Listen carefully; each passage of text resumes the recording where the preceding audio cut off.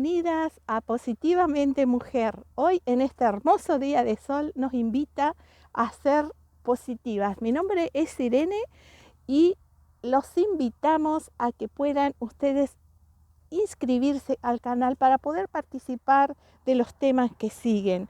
De manera especial, hoy vamos a seguir con el tema que iniciamos la semana pasada y el segundo tema se llama Mujer, ¿por qué lloras?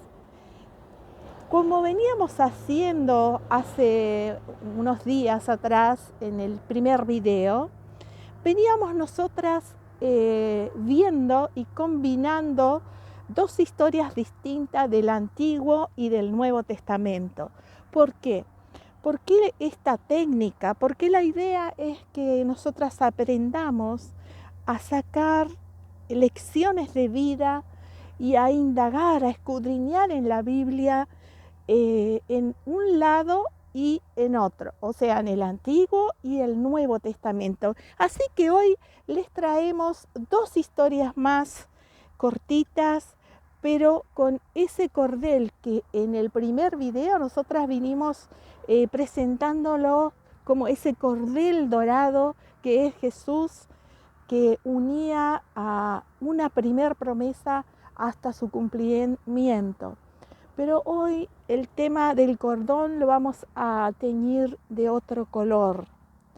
El cordón que une a estas historias de hoy ya deja de ser dorado por un momento y pasa a ser un color granate. El color granate se asocia enseguida, y quizás muchas de ustedes ya se han dado cuenta, está asociado al color rojo, a la sangre. Y bueno, ¿por qué? Porque el cordón que une las historias de estas mujeres tiene un nombre y es el nombre de Jesús, a quien nosotros queremos hacer referencia y hacer que la mirada de cada una de nosotras vaya hacia ese lado. Conocí a una chica que no como un día de hoy, sino en momentos de mucha tristeza y en soledad, lloraba. Con su bebé en brazos se preguntaba, como muchas quizás hoy nosotras o alguna de ustedes se pregunta, de por qué a mí, ¿no? Y por qué pasan las cosas. Esta chica en un día así gris con su bebé había salido a la calle sin saber a dónde ir, sin tener a dónde ir. Y el dolor que tenía eh, no salió de ese día, no salió de ese instante, ese gris de invierno, esa neblina, ese frío, ese dolor, por muchos años la acompañaron, por muchos años siguió en esa tristeza, en esa oscuridad, ¿no? Y es por eso que la idea de hoy es tener presente esa pregunta que hace Jesús. Jesús le hace en un momento a una de las mujeres, ¿no? Y en el Antiguo Testamento tenemos dos historias. Encontramos a Ruth en Josué capítulo 2.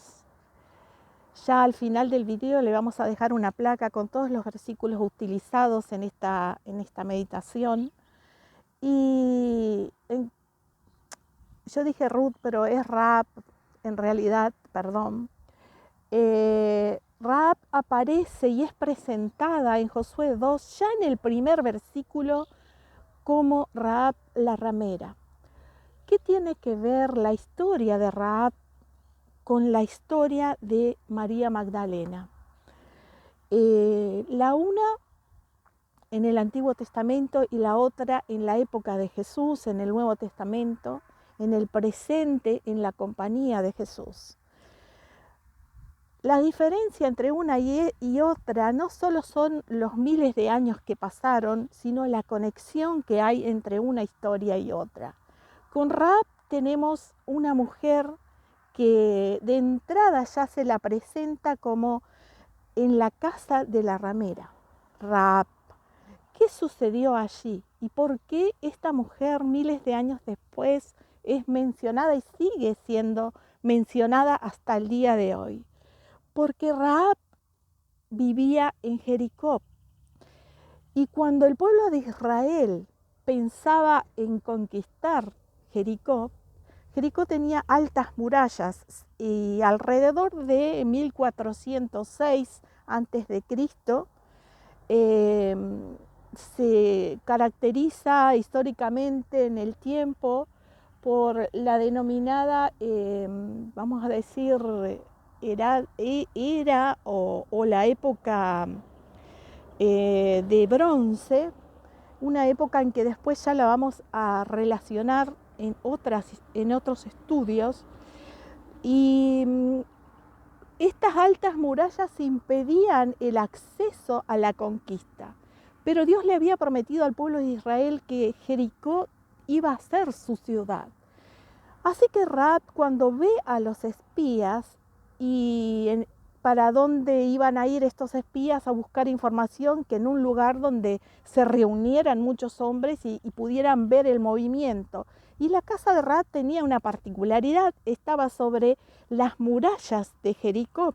Así que al estar en las murallas había una manera también de tener la posibilidad de escapar. Lo interesante es que se registra el nombre de Rahab y no el nombre de los 2 espías que envía Josué a la ciudad.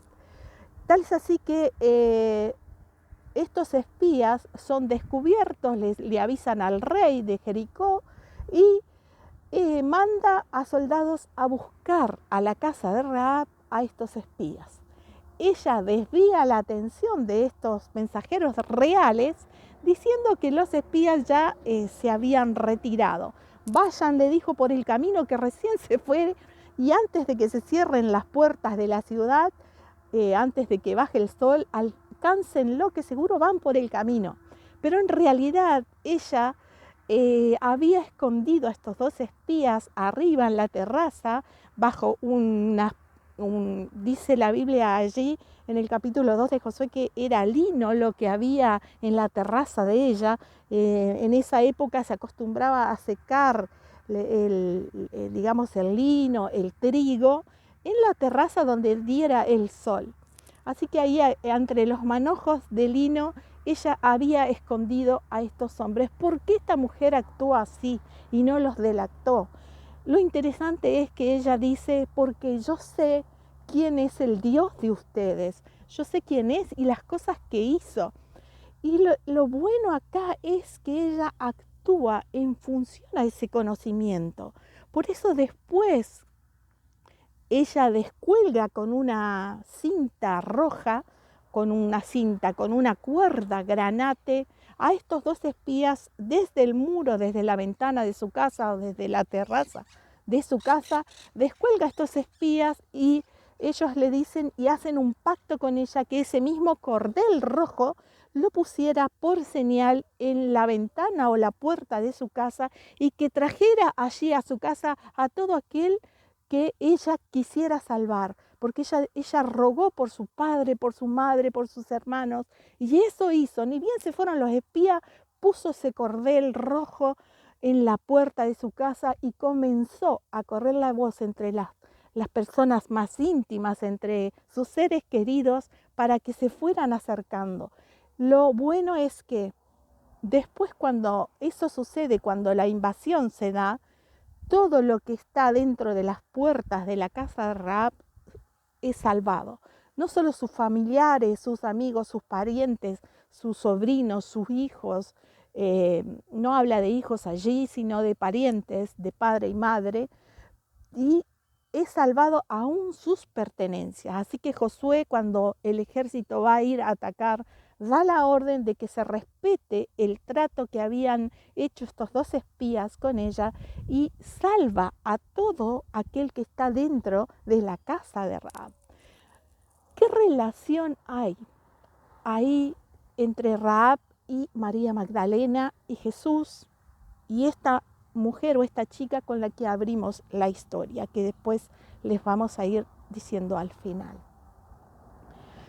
La relación que hay es que ella no pertenecía al pueblo de Israel, sin embargo creyó en Dios creyó en lo que había escuchado, en lo que había conocido de ese Dios, y en función a eso ella actuó, en función a lo que ella sabía de Dios. Como las mujeres que acompañaban a Jesús tenían sus propios bienes y eran mujeres cultas, que para la época una mujer que supiera manejar dinero, una mujer que supiera leer y escribir, era como una mujer adelantada a la época, vamos a decir.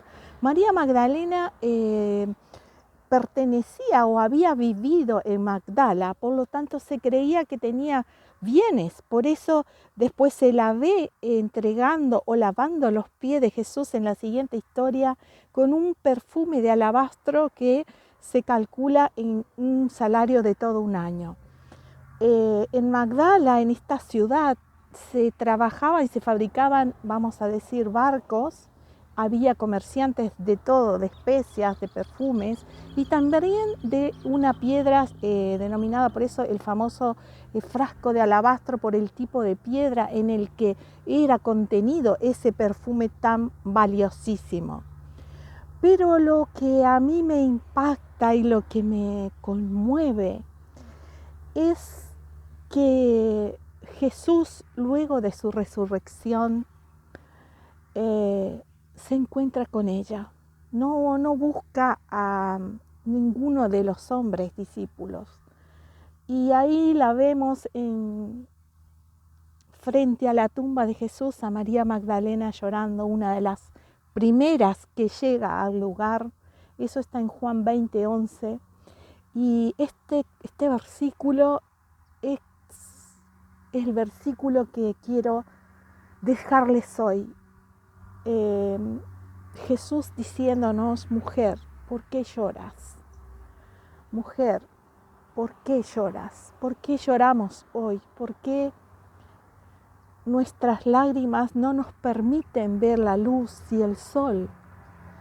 Jesús dijo también en Juan 14:6, yo soy el camino, la verdad y la vida.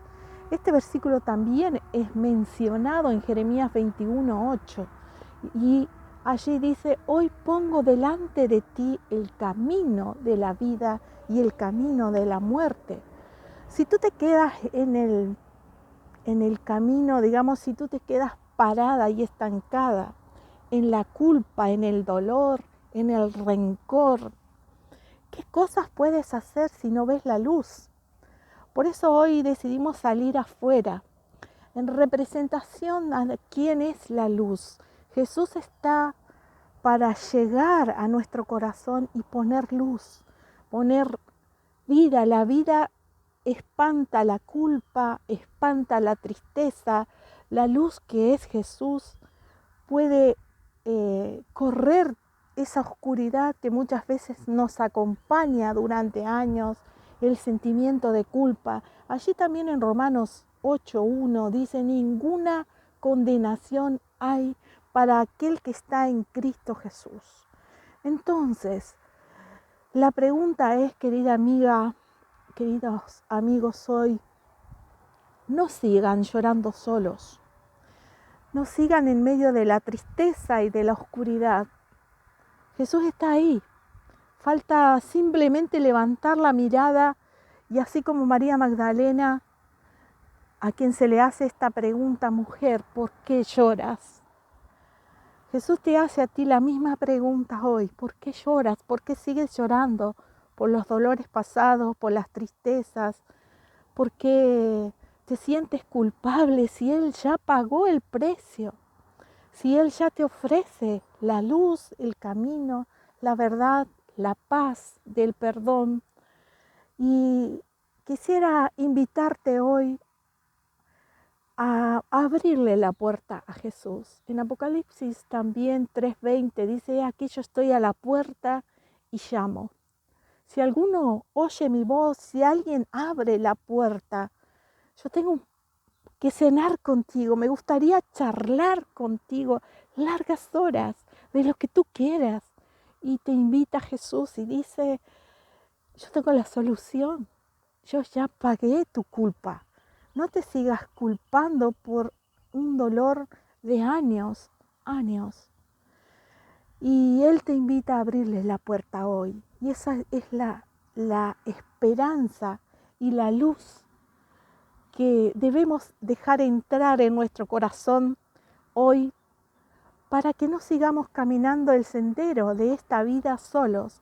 Sabemos, no hace falta que nombremos y digamos todos los dolores y las tristezas que nos acompañan hoy en día. El tema es correr las cortinas del alma, correr aquellas tristezas, aquellas amarguras que no nos dejan ver por las lágrimas el rostro de Jesús. Así como María Magdalena se dio vuelta y vio a Cristo, hoy te invito a ti también para que hagas lo mismo. Querida amiga, Jesús está ahí. Él está contigo. Deja de llorar, deja de amargarte y ábrele las puertas. Ábrele el corazón a Jesús. Esa es la invitación. ¿Qué harás tú con Jesús hoy?